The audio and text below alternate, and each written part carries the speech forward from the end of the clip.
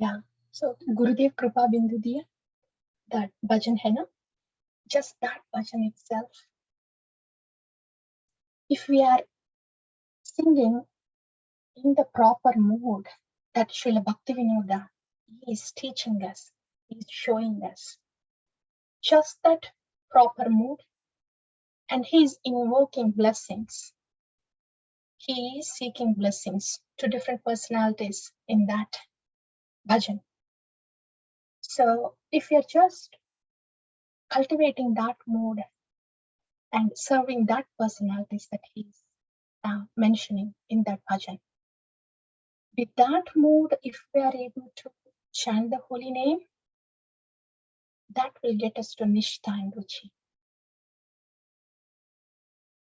If we are able to chant holy name with that mood, so that's a lot of treasure out there in the Acharya's bhajans. Because bhakti is about the bhava, the mood, the right mood, and those bhajans are like reservoirs of bhakti bhava, bhajans of the Acharyas.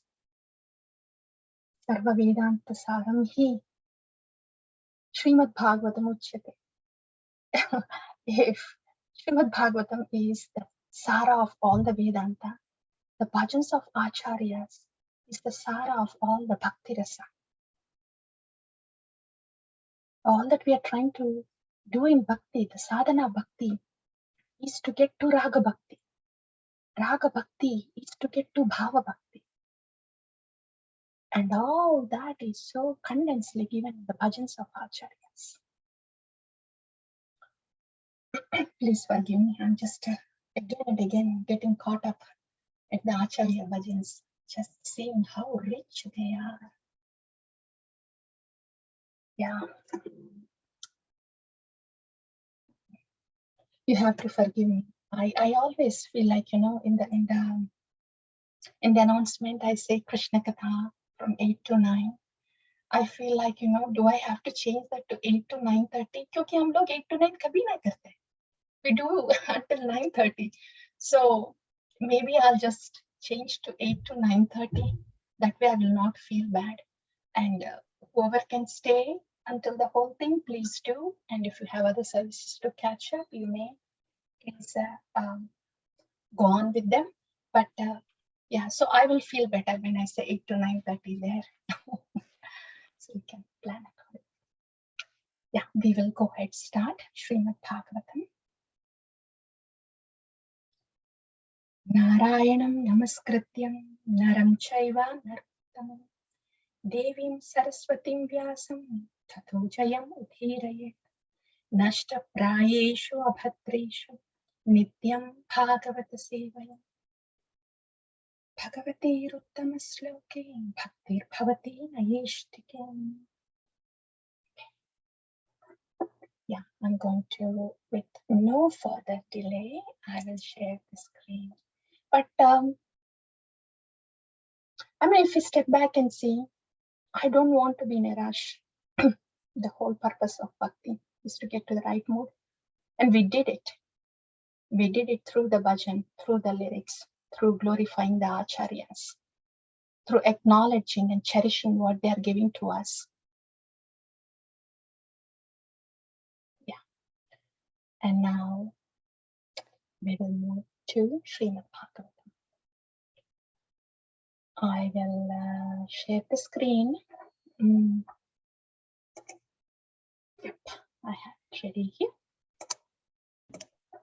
Mataji, are we doing Srimad Bhagavatam today or the other one, Blossoming of Bhakti Lata? Oh yeah, that good question, Mataji.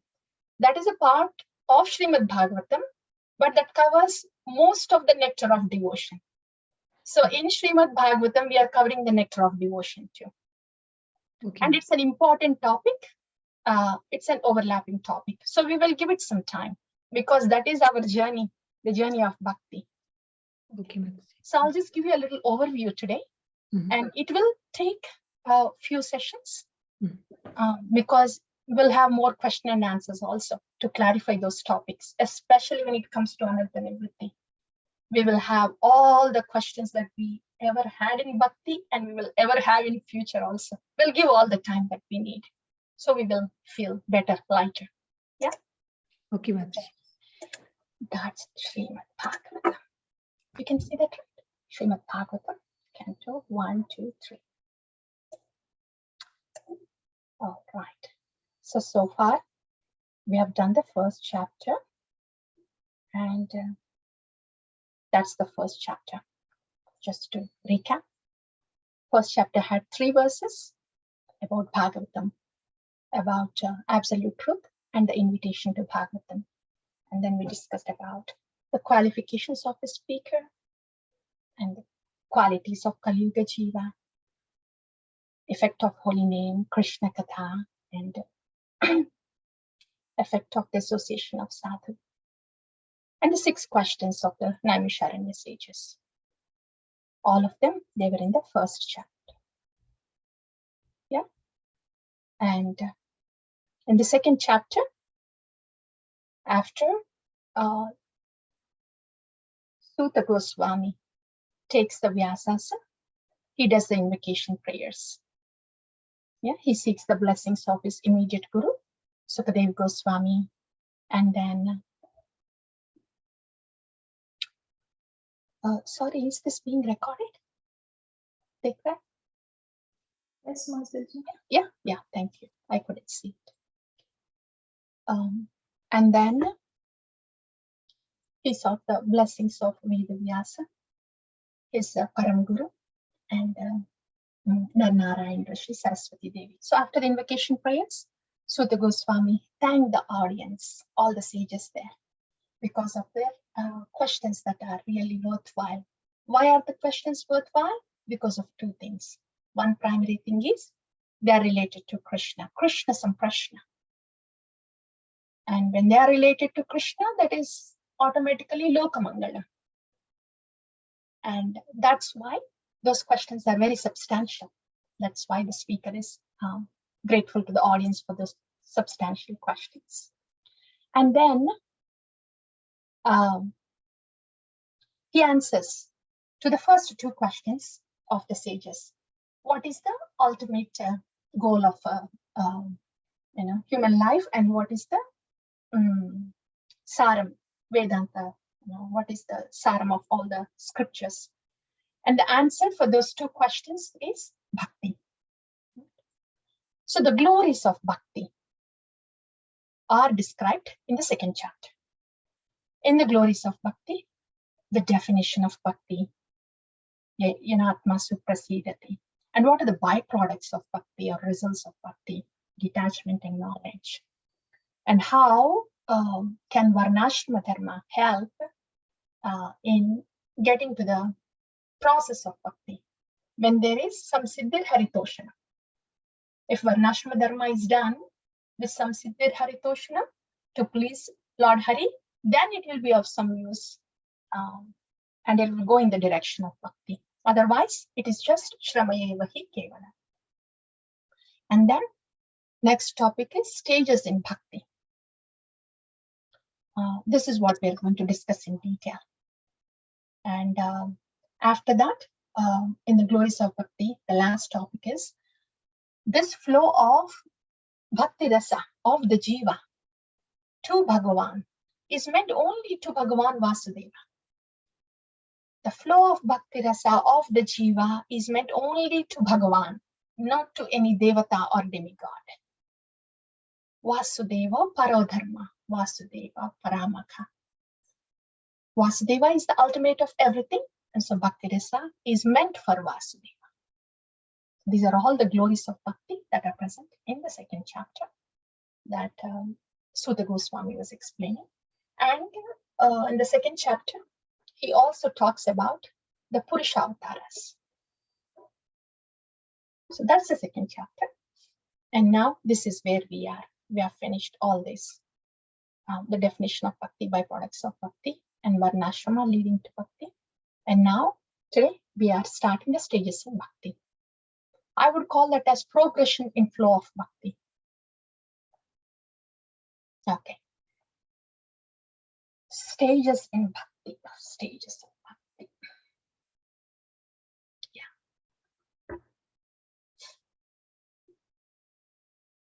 So in these stages, I will show you this one, the sensational one, the beautiful, beautiful picture. This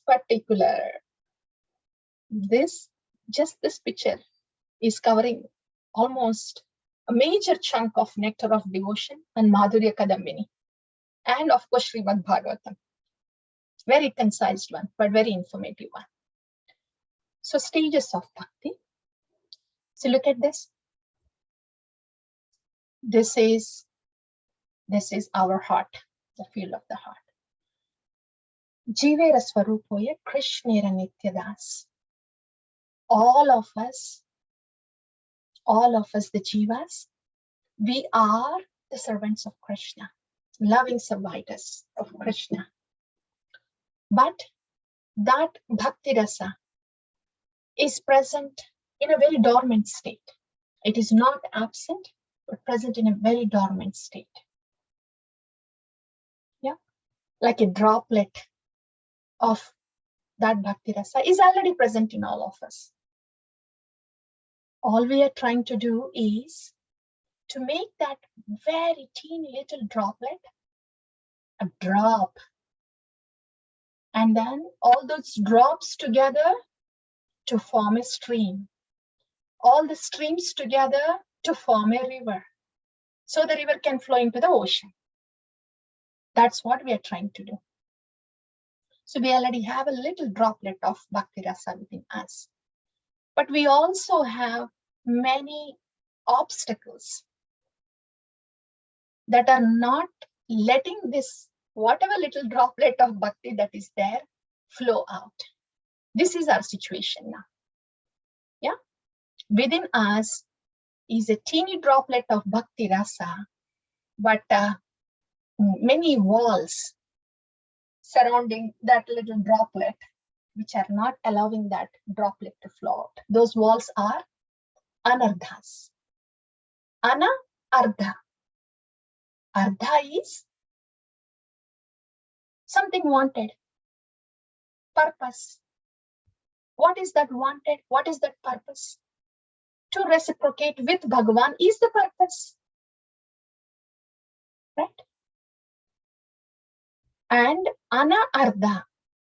Those things that are stopping us to reciprocate with Bhagavan lovingly are called anardhas. Anything and everything that is stopping us from loving reciprocation with Bhagavan is anartha. Simple and clear definition. If whatever is stopping me from doing my service lovingly to Bhagavan is anartha. Okay, so that's where we are right now. And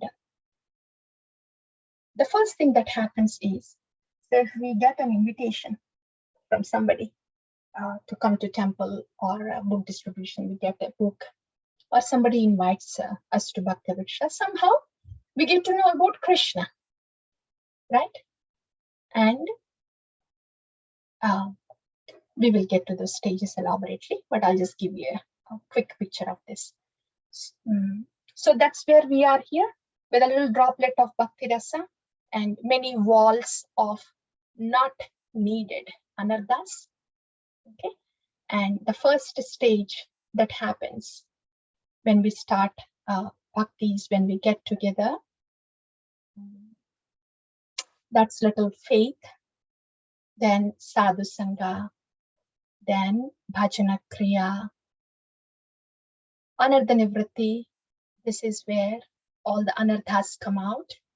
I mean, all those unwanted things, all those things that are not helpful to let me perform my service lovingly are anardhas.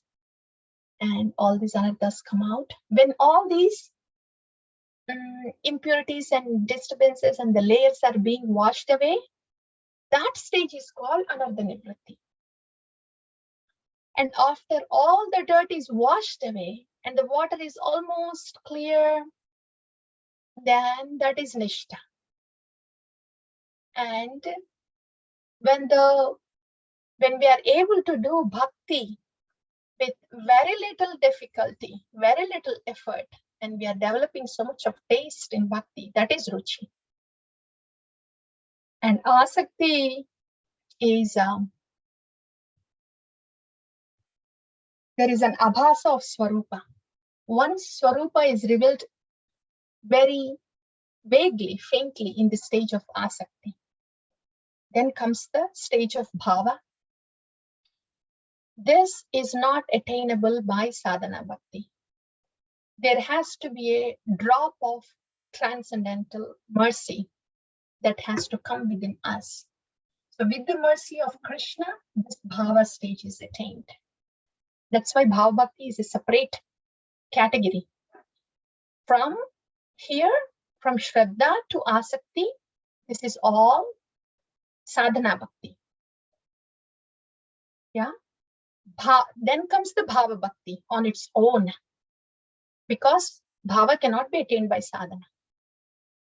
And after bhava bhakti is prema bhakti. So these are the three stages of bhakti.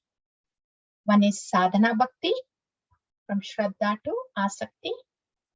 Second stage is bhava bhakti, and third stage is prema bhakti.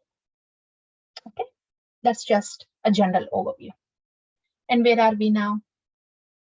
We will see it more clearly once we get to this category. Yeah, now we can do this. So when somebody just gets to know about bhakti or Krishna by some means or others,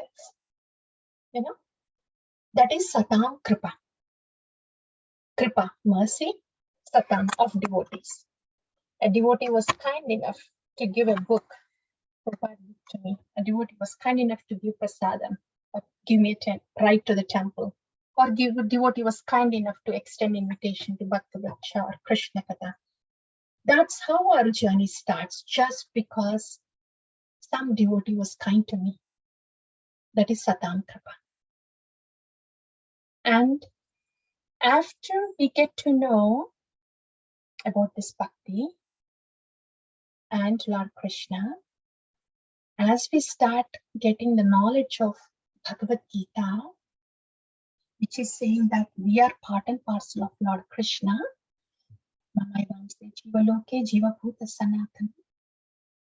then we will try to get a little hang of what this bhakti is about. What is our purpose of life? And in that process, we associate with the devotees more and start doing some services with the devotees. So that is the second stage, Mahat Seva. Why is it called Mahat Seva?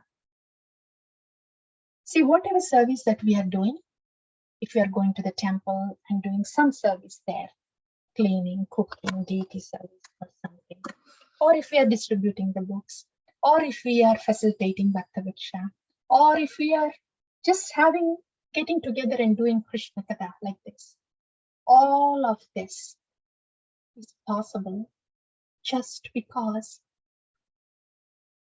Srila Prabhupada gave this to us.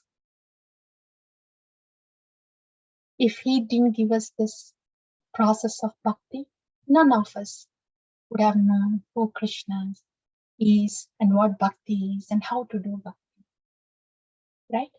So because Srila Prabhupada gave us this ISKCON, an organization to facilitate our bhakti, whatever we do with these services, all these services are services to Srila Prabhupada. Even if we are serving at the temple, giving the books out, or facilitating Bhakti Vriksha, or being a part of Bhakti Vriksha, this is all service to Srila Prabhupada.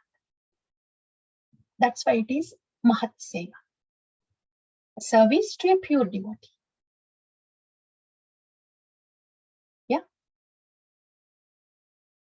So that's the second stage.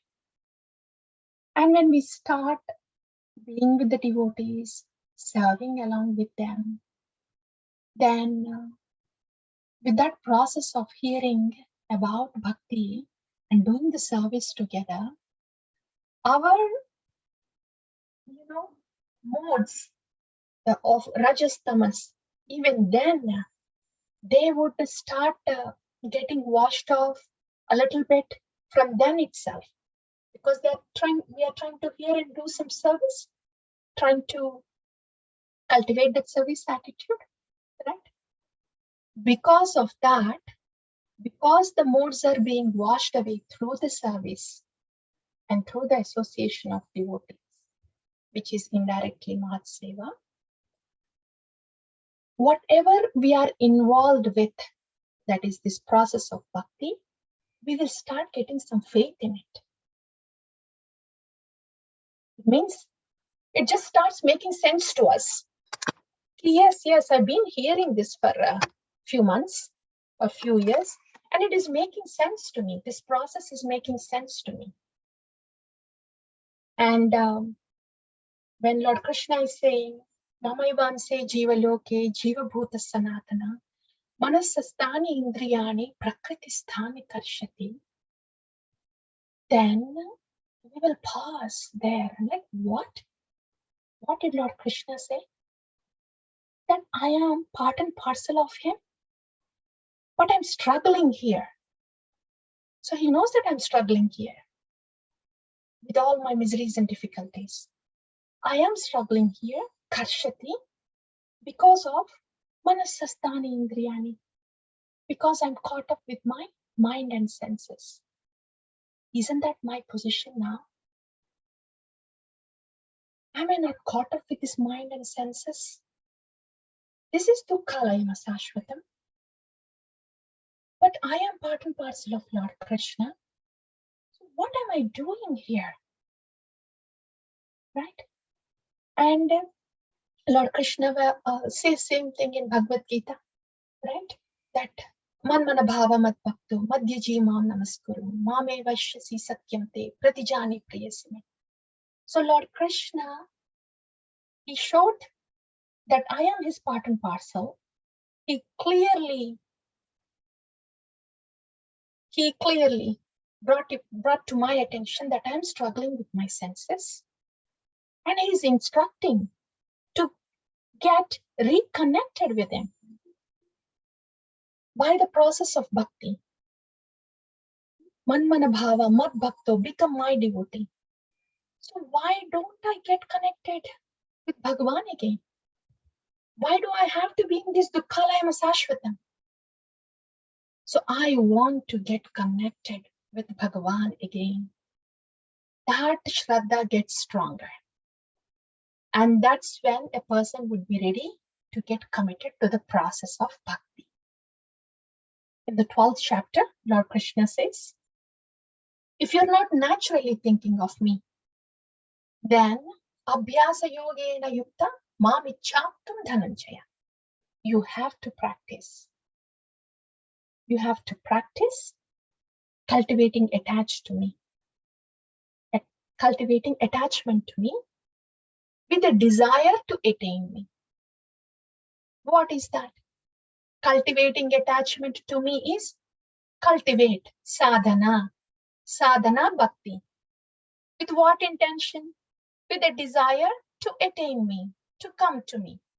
So take up the sadhana bhakti if you are not spontaneously attached to me. So that instruction is also given in Bhagavad Gita.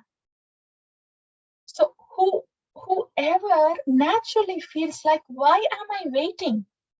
After these instructions are given in Bhagavad Gita, Lord Krishna has already instructed, okay, now connect with me again through the process of bhakti. Why am I waiting? I want to take up this process of bhakti. I want to commit. I want to take Sharanagati. When somebody naturally feels like that inside, then they come to this fourth step, Guru Padashraya. This is committing to the process of bhakti, or taking shelter of Lord Krishna through Guru. Yeah, that's Guru Padashraya. When that happens, all these steps naturally happen. From the first step, when we get in touch with the devotee, to taking shelter of Lord Krishna through Guru. And after taking the shelter of Sri Guru, then the life is centered around the principles of bhakti, because we are committed to show our efforts to Lord Krishna so he can take care of us. So that is Bhajaneshu Spruha and Bhakti. The 5 and 6 points are covered there. Sadhu Sangha, Bhajana Kriya, they are covered here. After we take shelter in the process of bhakti, Guru and Krishna, our focus now is more of a spiritual path, on the spiritual path. The material things are there, those also will parallelly go on, but the priorities start shifting now. So that is Bhajaneshu Spruha and Bhakti. Sadhu Sangha, Bhajana Kriya. Because of our priorities have shifted to the reality. It is like, until then we were like muddy water in the bucket, which is not moved, still muddy water in the bucket. Aisa dikhta hai ki, when you superficially see this, there's not much of mud, but there in the bottom there would be a lot. And when you move the bucket, then you will see how much mud is in there. So after taking the Diksha, it is like the process is now this muddy water, a bucket with muddy water is put under the tap, which is from which the water is coming out forcibly. Imagine kya hoga. It depends upon how much you are opening the tap, how seriously you are doing bhakti. If you see there is a lot of mud coming out, a lot of kama, krodha, lobha, moha, mada, matsarya, that's one we are seeing. A lot of emotions that are coming out which are not favorable to perform service. I think that definition would be more simpler. Those would come out. That mud would come out because we place that bucket with muddy water under the tap. That is anardhapagamam, anardha nivritti stage. This stage can vary from one devotee to other. The duration of it, the intensity of it can vary. It depends upon how much you are opening the tap, how forcefully you are letting the water come in and clear out all the mud in the bucket. Or if you're just opening only a drop here and there will not be much mud coming out, but it is still settling there under the bucket. So it's our choice. Isiliye, the duration will vary here. The intensity also can vary here. But depending upon how much water we are letting in, how much clear tap water we are letting in, all the dirty water in the bucket would be gradually replaced with the clear water. So all the anarthas that we have, they come out, they gradually come out. What do we do at that time? If we can take it positively, thinking, all that mud that has been settled there for all these lives is coming out, I'll let it go, okay. Please go out, mud, yes, I acknowledge you, please go out. If you can just leave that mud washed away like that, then soon we will be filled with clear water. That's the next stage, Nishtha. In this stage, there is not much struggle to do bhakti. Up until this stage, there is a lot of effort that is put in. And it is said that this anartha nivritti, anarthapagamam, for some it can take months, for some years, and for some lives. Nevertheless, there is next stage that we all head to with the mercy of Guru and Gauranga. So that's where we hold on to. When the anartha nivritti is happening, it is difficult. That's when we hold on to the mercy. And we will be brought to this stage, to Nishtha. So at this stage, there is not much of a struggle. I mean, those modes, waves of modes come and hit us. We will know that they come and hit. But we will not stop doing our service at the stage of Nishtha. And up until then, sometimes we may pause in our service and then go on with difficulty like that, but we will still keep on moving. But here in the stage of Nishtha, the service goes on continuously. The sadhana goes on continuously with some effort. Yeah, there will be some effort, but there will be continuity. That's Nishtha, steadiness, continuity. Steadily, bhakti service is going on. Then, when the bhakti rasa flows more from within, when the droplets are forming a stream, then next stage is ruchi. Yeah, at that stage, even though the modes are coming and hitting us in the form of waves, in other words, all these emotions, all the disturbances of the body and mind, even though they are hitting us, inflicting us, we would not feel much of pain at this stage in ruchi. We will not be bothered much about those disturbances, because by this time we have developed a taste for service, a taste for Harinam, a taste for the process, like that. That stage is ruchi. And next stage is asakti, whereas I just told you, by this time, not only that we have taste, but we have firm attachment, a strong attachment to Shri Guru, strong attachment to Lord Krishna, who is given by Shri Guru. Lord Krishna is holy name, Harinam, right? So attachment to Shri Guru and Krishna and holy name and service to the devotees. All these things. By the stage of asakti, there is firm attachment to Guru, Krishna and Seva.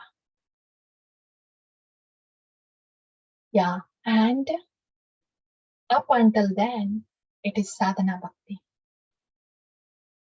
After that, seeing all our efforts, when Lord Krishna chooses to do so out of his sweet will, then he will drop in a bhava into us, a drop of bhava into us. So only with the mercy of Lord Krishna, out of his sweet will, a devotee would get bhava.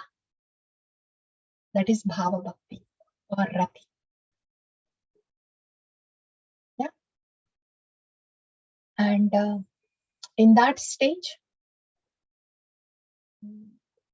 they are almost oblivious to the externals.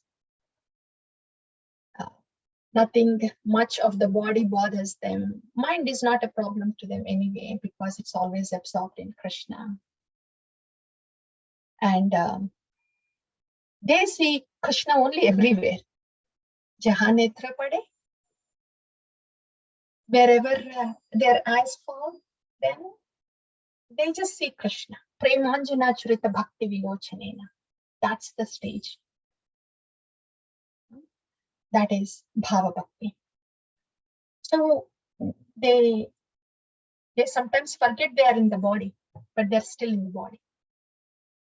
They are so internally absorbed that they forget externals. And the last one is Prema Bhakti. In this stage, the devotee is so much absorbed in the bhava, in the internal, in the absorption of Lord Krishna and Vraja. By that time, they already know their Swarup and what their service is in Vraja.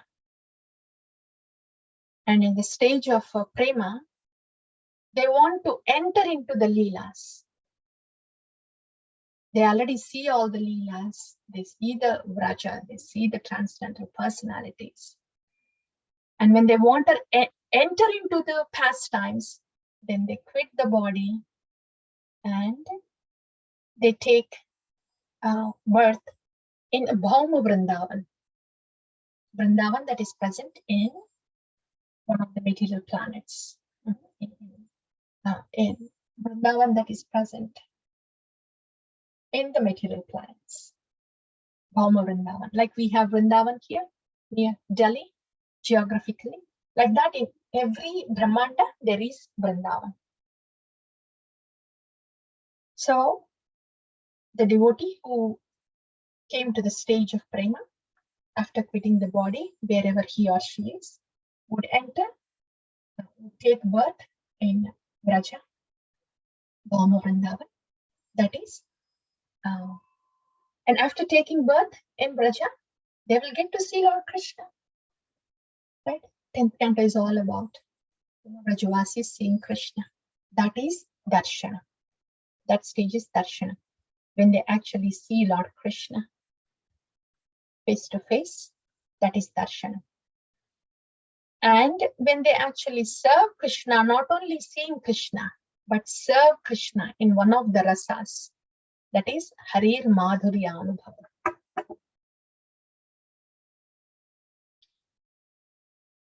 Yeah, especially this is in Madhura Rasa.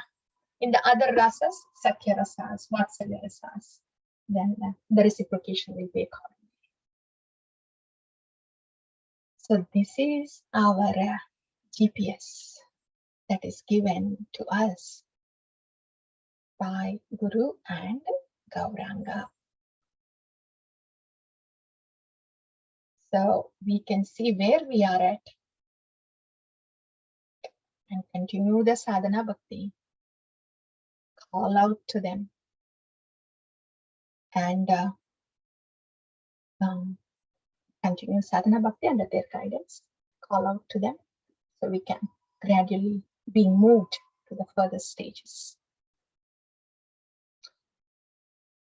I will show you the next slide because it's very much related to that, and I'll pause to take the questions. I like this slide because, see, yahan tak, until here, let me give you this analogy. Just getting to know about Krishna, the process of bhakti, and doing some services with the devotees here and there, now and then, is all, these are the stages. Satam, Kripa, Mahatseva, Shraddha. Okay? So all the stages are till here. But when they decide, like, what am I doing here? Let me start my journey north. Journey north, the Vedic usage of journey north means spiritual journey. Yeah. So when somebody thinks like, what am I doing here in the Dukkalayana Sashvatam? Lord Krishna is saying, Abhyasa Yogena Yukta Mamichaptam Dhananjaya. Okay, I will take up this Abhyasa Yoga Yuktena. I want my journey with Krishna, for Krishna, so I can go back to Vraja. When somebody thinks like that, they get a car. so they can start their drive. That getting the car, in the sense, is, we are signing up for Sharanagati. See, Bhagavan, now I'm driving towards you.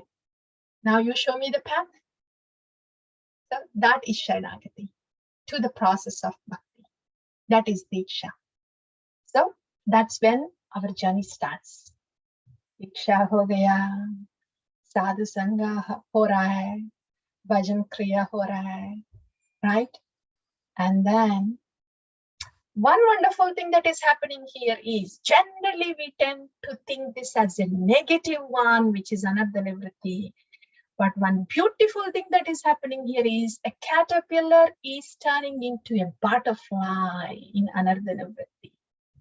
So all those things that were sitting within us, unwanted, troublesome things that were sitting within us, they're coming out and want to leave. Yeah, coming out, want to leave, okay, please, bye.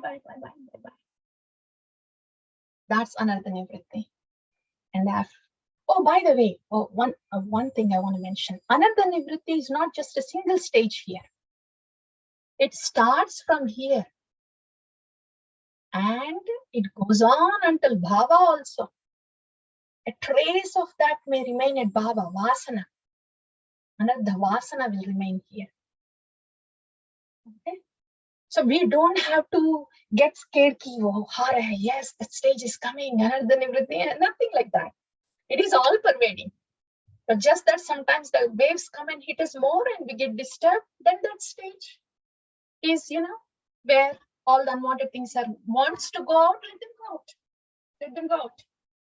And then after that is Nishtha, where another still come out, but we are not affected. And then, we are heading north towards Krishna. Ruchi, Asakti. Yahan ek toll hai. Toll, easy pass. You have to get an easy pass, or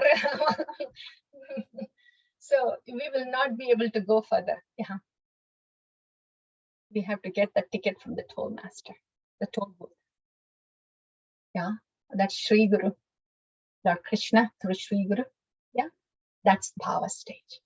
After that, we don't know the difference between the car, between the land, between the people, between the Krishna, because everything is Krishna after that. Yeah, that's prema. I will pause there. I will pause here at the destination, and then maybe we can take up the questions. I do not see the recording button. I think we can pause the recording here. Yes, I see now.